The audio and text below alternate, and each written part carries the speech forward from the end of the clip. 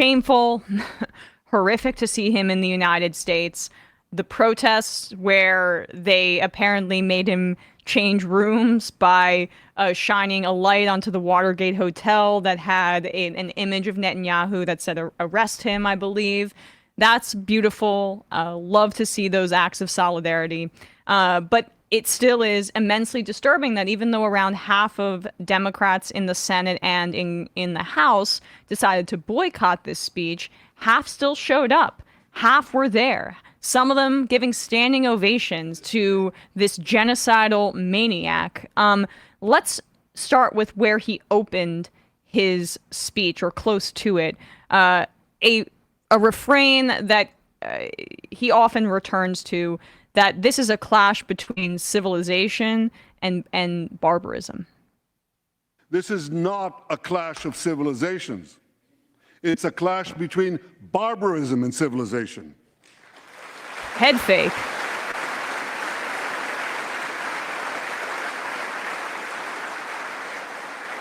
It's a clash between those who glorify death and those who sanctify life.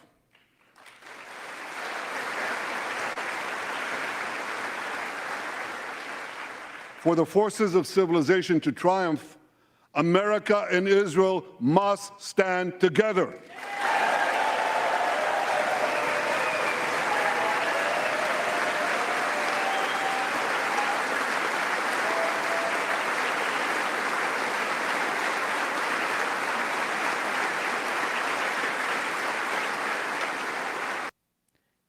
So you saw that standing ovation there. Before you weigh in, Zach, Ben Norton pointed this out on Twitter and posted these images. I think this is a key point here, just for people to understand what Zionism is. Ben writes, while committing genocide, every colonial regime has claimed it was defending civilization, by which it meant its hegemony and supremacism against barbarism, i.e. indigenous sovereignty. Mass murderer Netanyahu's colonial rhetoric is centuries-old, white man's burden BS. Let's show these images really quickly, Bradley. Yeah. So you can see civilization brandished, some more racist cartoons. I mean, it's all education. It's ever meant. Right. I mean, and then this last one, civilization versus barbarism. I mean, this is, we could zoom out here even. This is immensely clear. This is an old trope. Your reaction, Zach? Israel has gone to great lengths. Netanyahu has gone to great lengths to align itself with history's most notoriously genocidal regimes. The rhetoric of civilization versus barbarism, well, we've all heard that before, like Ben Norton correctly pointed out. I mean, it's honestly insane that he would want to align himself with the kinds of colonial regimes that also have embraced the rhetoric of we are bringing civilization to the barbaric natives. But I think just more generally, I mean, he's correct to point out there is no moral equivalency between an apartheid state that has been carrying out a 57-year-long illegal, brutal military occupation on the one hand, and a group of stateless, impoverished people resisting that occupation on the other hand. That is what we have. It's actually pretty simple. Right. And he's right about that. There is barbarity. That is Israel, which has been denying millions and millions and millions of people for decades and decades basic human rights, the right to vote for the government that controls your life. Why don't they have that right? That's why Israel's an apartheid state, and that's why there's violence against it. So he's right to say that it's actually pretty simple, but he's just got the story backwards, right? It's his country that is slaughtering hundreds of Palestinians every single day for 9.5 months. That is literally the definition of barbarism, okay? So I mean, I'm sure we'll be able to talk about more of his lies and his the misinformation he spread in that speech. But from beginning to end, it is just appalling to see a genocidal maniac get in front of the U.S. Congress and repeat lie after lie after lie and get standing ovations. Yeah, it was sickening. 58 standing ovations. 58, and He walked in and snubbed Chuck Schumer with a handshake, by the way, after Schumer invited him. Trump said Humiliating. Schumer's a Palestinian, so. Oh yeah, well, I guess so. So, which that's a whole nother bag. The Republican Party. He sounded like Bull Connor. Bradley made this point before the show because I said, doesn't he sound like a Southern? It's like if Hitler were born in South Carolina or something like that. Let's play this part about KFC.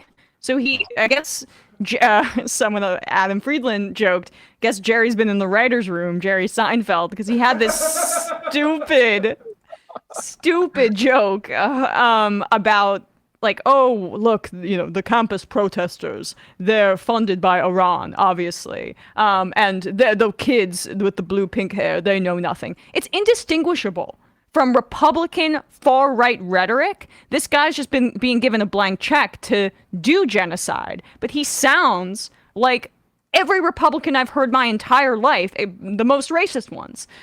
This is him speaking about the nationwide movement of campus protesters showing up to resist the genocide. Some of these protesters, it's amazing, absolutely amazing. Some of these protesters hold up signs proclaiming gays for Gaza. They might as well hold up signs saying chickens for KFC. Ba-dum-bum-bum-bum. These protesters chant from the river to the sea, but many don't have a clue what river and what sea they're talking about. College kids know nothing. They not only get an F in geography, they get an F in history. They call Israel. But that's exactly what you hear from Republicans all the time, right? About college kids they don't know anything. They don't know anything about this conflict. They don't know history. I mean, you heard this from Democrats too. But he's tailoring this to right-wing Democrats and the entire Republican Party. It's you go back to the Vietnam War protests in the 1960s, okay? At the time, the US political elites were saying exactly the same thing. Oh, these people, these students, they don't know anything. They're so ignorant. They're so misinformed. And what happened? Just years later, those students were honored and they were valorized by their university administrations. And guess what's going to happen right now? The exact same thing is going to happen.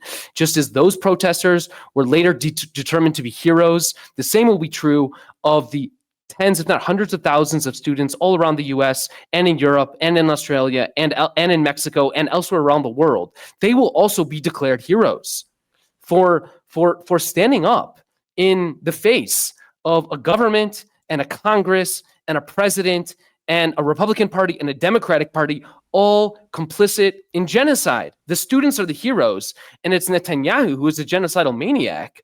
What can you say here? I mean, on so many college campuses, students sacrificed so much at the University of Michigan. You had the campus police approach nonviolent students protesting a genocide, pepper spray them in the eyes, send multiple students into the hospital. We obviously recall what happened at Columbia, where they brutalized peaceful protesters, sending multiple students to the hospital, spraying skunk water and dangerous chemicals on them. You had a police in New York City fire off their weapon. That was the most danger any student faced was actually from a police officer firing their weapon.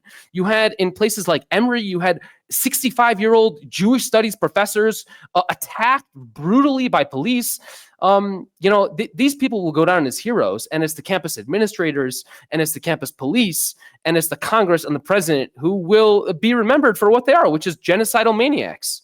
Yep, absolutely. Let's play a little bit more of that, if we could just start from where we left off, because he does also then make this claim that I think is directly, or this lie, that I think is directly tailored to Christian Zionists and Christian theocrats in this country. They call Israel a colonialist state.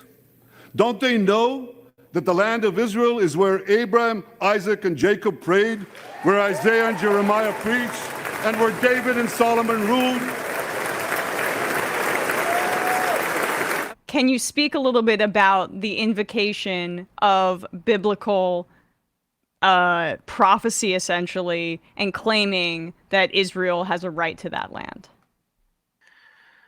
Okay, so whoever lived in Israel and Palestine 2,000 years ago, or 3,000 years ago, or 10,000 years ago, or 1,000 years ago has nothing to do, is completely unrelated to what what Israel is doing in Gaza, and it's just so insidious. Honestly, it's the weaponization of Jewish history to manufacture consent for a genocide, and we see this consistently from Netanyahu over the course of many years, if not decades.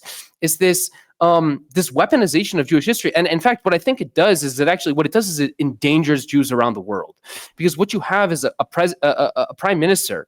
And it wasn't just in this segment here, claiming that he claimed that the accusations of genocide are thinly veiled attacks against Jews. He's claiming that describing Israel as an apartheid state, as a genocidal state, is anti-Semitic. So what if he's right? If he's right that saying Israel is a genocidal state is itself anti-Semitic, is itself an attack against Jews. He's saying that all Jews are collectively responsible for Israel's actions? That here I am sitting wherever I'm sitting in the world because I was born to a Jewish mother or Jewish father, or because I'm the grandchild of a Jewish grandparent, I am therefore somehow implicated in Israel's decision-making process? That is deeply anti-Semitic. And by instrumenting and weaponizing Jewish history, in order to manufacture consent for his genocide, he is endangering Jews wherever they are. He is directly empowering anti-Semites, and he's driving them to carry out anti-Semitic acts. I think that that's also the game that he plays, because then it can reinforce his ambitions, right? He's not interested in tamping down on anti-Semitism, because then he's able to use it as an excuse to commit whatever violence that he wants to. And that's why, like, comparing him to Hitler, I really have no problem with that. His intention is quite similar to other genociders and other colonial genociders as well in the past, because it doesn't inoculate him from claims of him being genocidal or one of the worst people to ever live because he's a Jewish person. He doesn't speak for Jewish people. He's not a representative for Jewish people, and he can still act as a Zionist genocidal maniac as a Jewish person, and that's just a fact. Go ahead. Well, I was just gonna say the most inspiring scenes, at least that I've seen in the past day or two, have been the hundreds of Jewish protesters taking over the U.S. Capitol, rejecting Netanyahu's visit and calling for a complete cessation of arms and weapons transfers to Israel. It's incredible. I mean, the Jews are some of the most outspoken activists, calling for an end to the genocide. I mean, if anything, you could say that it's Jews have been at the forefront of the ones calling on Israel to stop dropping bombs on Gaza. And so for him to then come here and say, in the name of the Jewish people, that you need to support Israel and you need to support Israel's genocidal war on Gaza, is just absolutely it's untenable from a logical point of view, and it's just morally repugnant from an ethical point of view. Absolutely.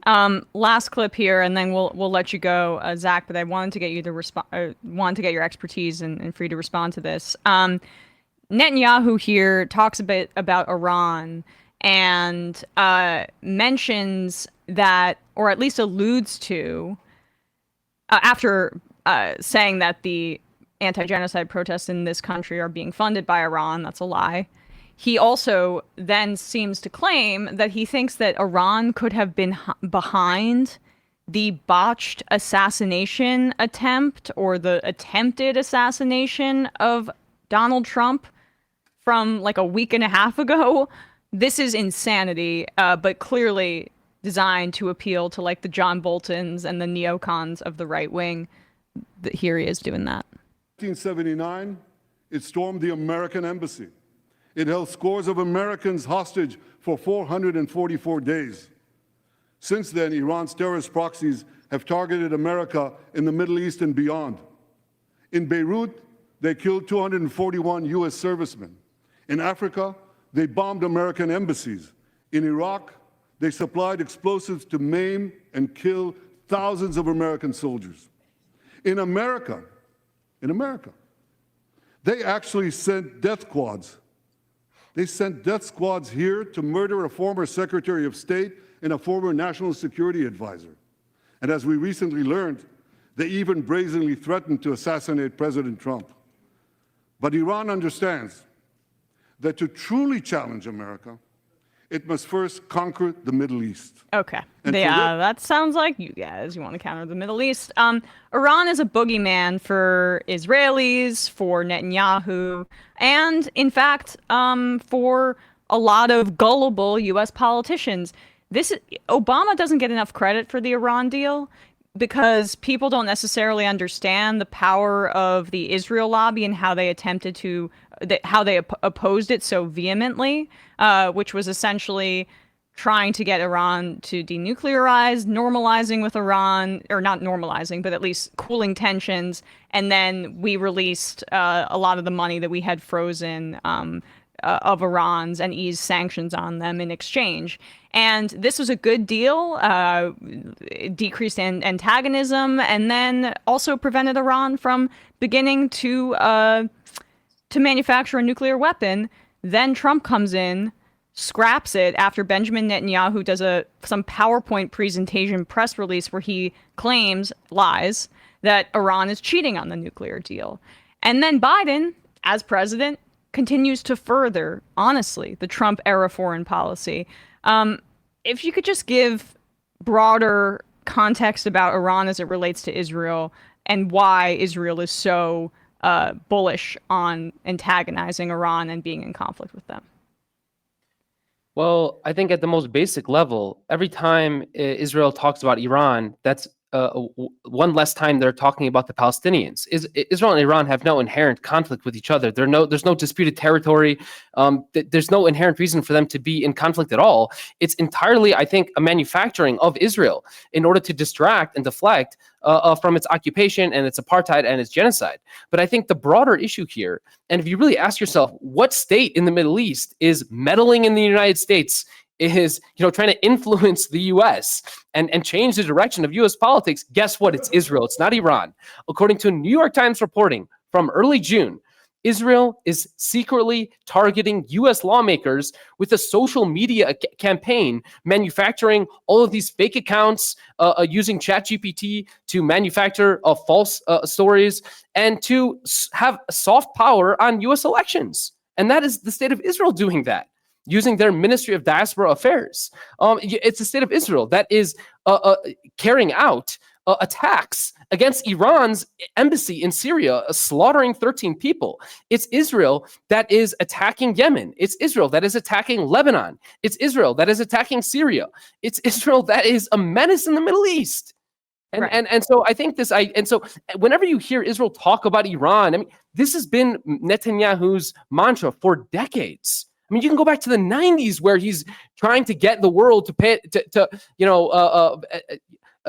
impose sanctions on Iran, to focus on Iran, to start a war with Iran. That's a Netanyahu wet dream, is to pull the United States into an Israel-U.S. war with Iran.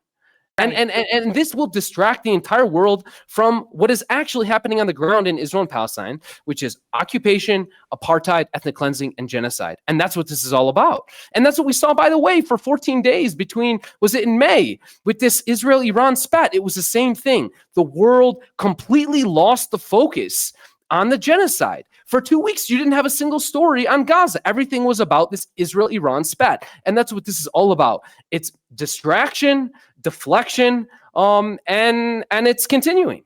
Well, it's also designed to bring the United States into the fold in an even more active way, potentially, because there is such long-standing desire by neocons within the United States to go to war with Iran, because of oil ambitions, because of a lot of, I mean, we did a coup there in the 1950s, and there's still people who want basically Iran to have a United States kind of puppet leader in the same way that other countries have.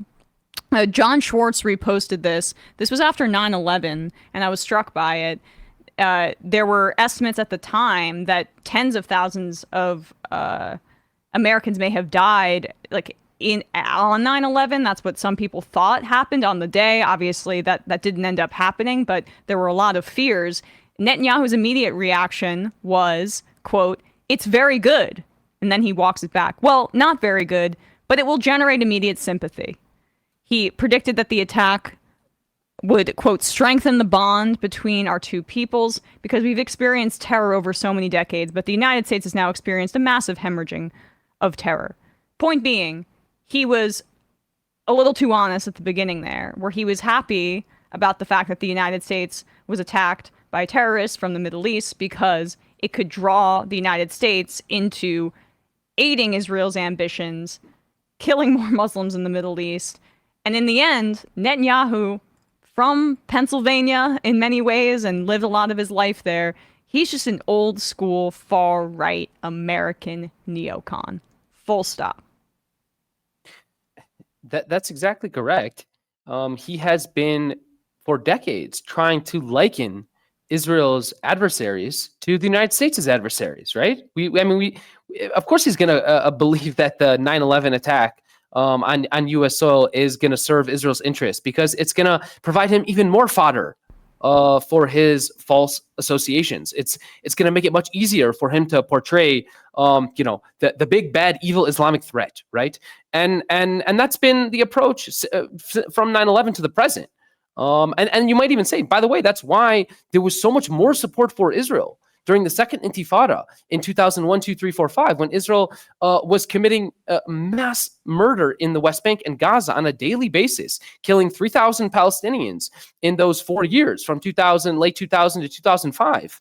And again, the American public was fooled into thinking, wow, Israel and the United States have this shared, a bond, this sort of shared enemy. It's Islamic terror, right? And that refrain carries.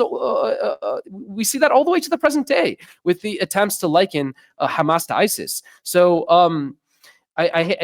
this is kind of music to Netanyahu's ears, but in fact, it's a total distortion of reality.